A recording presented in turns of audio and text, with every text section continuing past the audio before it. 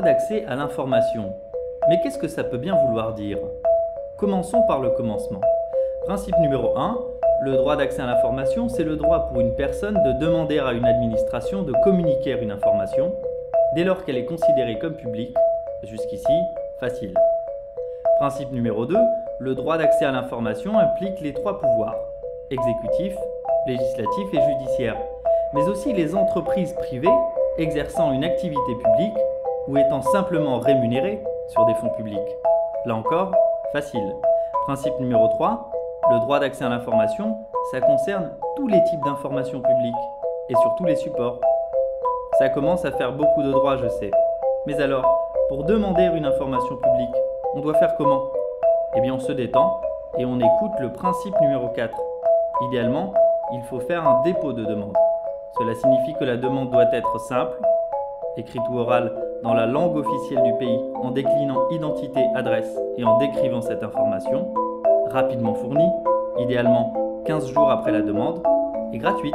Cette information est publique, elle n'appartient donc à personne puisqu'elle appartient à tout le monde. Et le rôle des fonctionnaires dans tout ça? Principe numéro 5, il faudrait dans l'idéal que toute administration mandate une ou un fonctionnaire pour se charger de traiter les demandes.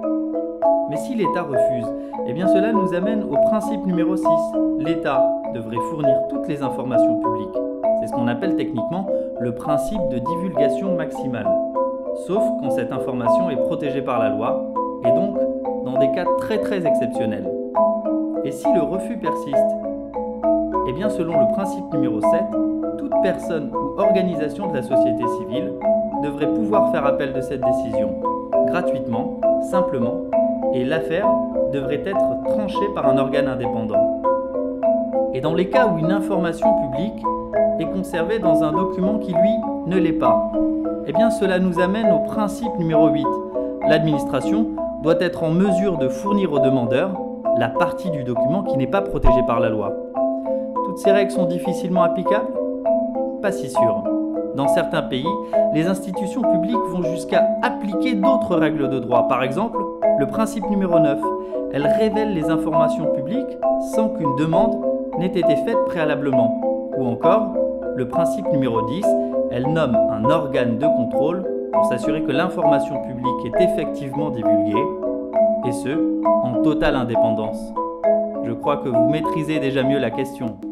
Bravo, vous voici expert en droit d'accès à l'information.